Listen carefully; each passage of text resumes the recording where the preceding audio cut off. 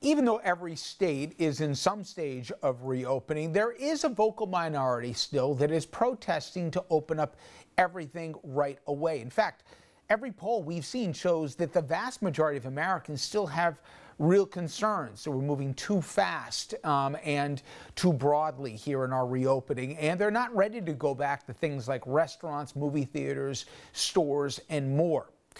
My next guest says that the protesters that you're seeing in many states, those refusing to social distance or wear masks, they could be even more dangerous than you might believe. And they're intersecting with that population of anti-vaxxers who feel somewhat vindicated by what we're going through right now, people who doubt science and statistics that health officials rely on to fight COVID-19. Let's bring her in. Dr. Tara Smith, she's a professor of epidemiology at Kent State University. Doctor, thank you for the time.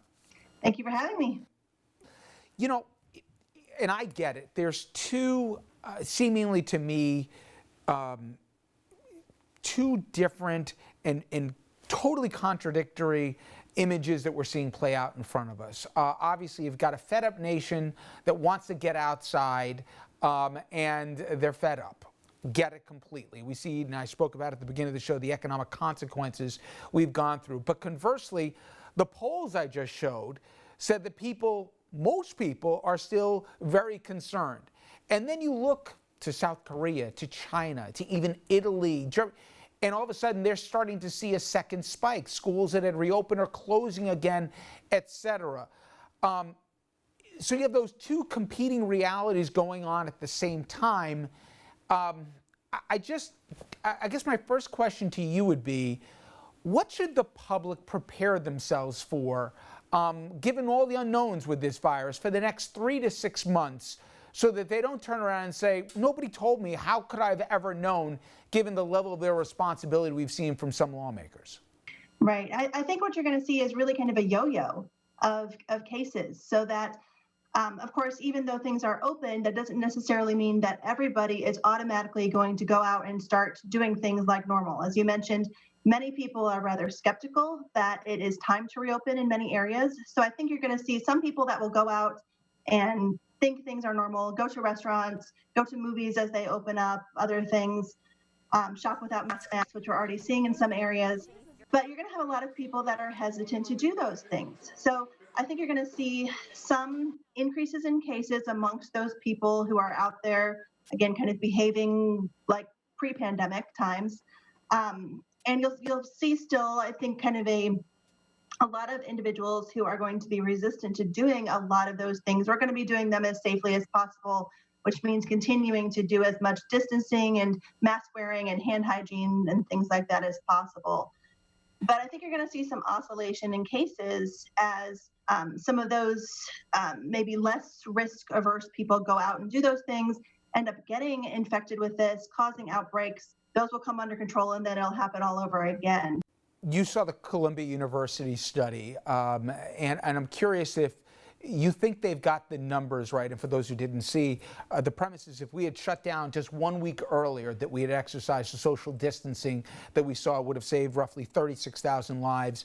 And if you prorate that to 2 weeks, 54,000 lives could have been saved in America. Do you think the way they did that study, because I think that's a jarring number, that if people get their arms around, they realize that it works. Social distancing, masks, etc. There's a real actual benefit. It's not some placebo, it's real. Do you agree with how they got to the math that they did? Yeah, and I haven't had a chance to go through all of their numbers, but I mean, what we're talking about here is exponential growth. And so when you have that, when you start doing some of these interventions, even a few days earlier, that can mean a big difference in the ultimate number of cases when you're talking about a doubling of every few days. So it's not surprising to me that even a week or a few weeks of additional lockdowns, if we had done those earlier, it could have really saved a lot of cases. So I think that really shows that if you do those interventions really early, you can keep the case number low, and that's what in part this study was looking at, what could have kind of lessened that exponential growth rate early on. I saw a piece that you wrote a few days ago that I thought was so spot on, and listen, my wife works in medicine, and if you want to guarantee that you're going to have a fight at a dinner party with somebody, put her next to an anti-vaxxer, and it's World War III. So that said, the amount of people, doctor, that I've even heard already saying somehow they believe they're validated. I don't know how, but that COVID proves they're validated.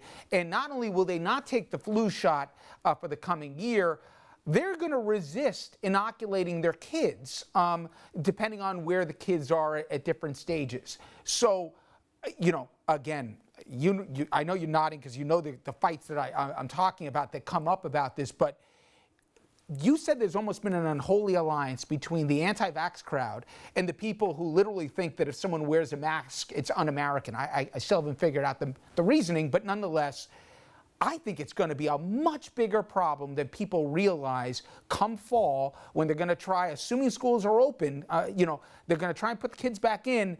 I see a whole bunch of people resisting this, just as the president's yelling that we got to get, understandably, the vaccine coming out. I wonder what the federal messaging is going to be for all the vaccines that we've thankfully gotten to this point in modern science, if we're going to go back in time. And that's what I'm concerned about too. I mean, some people, initially when this pandemic started, the thought was that, well, this would show how important vaccines are, and this would really kind of stifle the anti-vaccine movement because, of course, we're in the midst of this pandemic. We're missing a single vaccine for this virus, and look at the chaos that's happening. But that's really not what's happening, unfortunately. It's about this whole idea that they've been trying to move into for the last few years about medical freedom. So who has the choice to decide when vaccines are necessary? And this is a perfect example of that because they're suggesting that mandates to wear masks in stores on private property, that the business can choose to require those. They're saying that is infringing on their medical freedom. I think by them not wearing masks, they're infringing on my medical freedom to stay, to be free of disease, because the masks really protect the other people rather than the wearer, right? It's keeping that disease, if they have the virus, keeping that inside their mask, not to spread it to others. And I'm curious, doctor, you're at a university, and I'm a parent who's going to send a kid off. She'll be a freshman. Who knows if she's going to go in the fall, but she's getting ready to go off to college. So I can sympathize with wherever people fall on the political spectrum, that she's in a healthy age group. She doesn't have a pre-existing condition. There's a lot lost with remote learning. You want the full college experience. I'm not a hypochondriac by any means, but the idea that with shared bathrooms in dorms, that it's not going to spread, I believe is delusional, even if they take the proper precautions.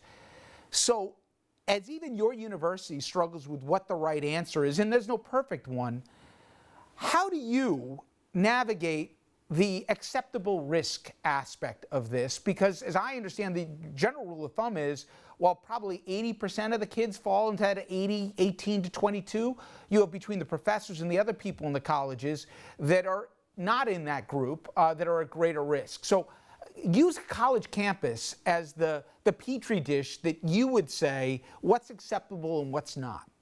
And that's what we're trying to work out right now. So we are trying to figure out, within dorms, all right? So we would not have everyone back on campus. We would try to have, instead of typically maybe 2 to 3 people in a room, we would have one person. So, in that little dorm room, you're not going to have more than one person sharing air, sharing breath, sharing surfaces. Bathroom cleanings, things like that. We would be stepping that up. We would be minimizing time in dining halls. Maybe doing more takeout, more box food that they could take back to their dorm room or someplace else. But it's going to be really difficult. And I think you can't get it down to no risk for sure. So there's always going to be that risk there. And then obviously when you have the inevitable positive tests, what is the stomach to keep navigating in that new reality? And then you can compound that with the winter flu that's going to be coming and how prepared we are for that. And we come back then to the vaccinations also.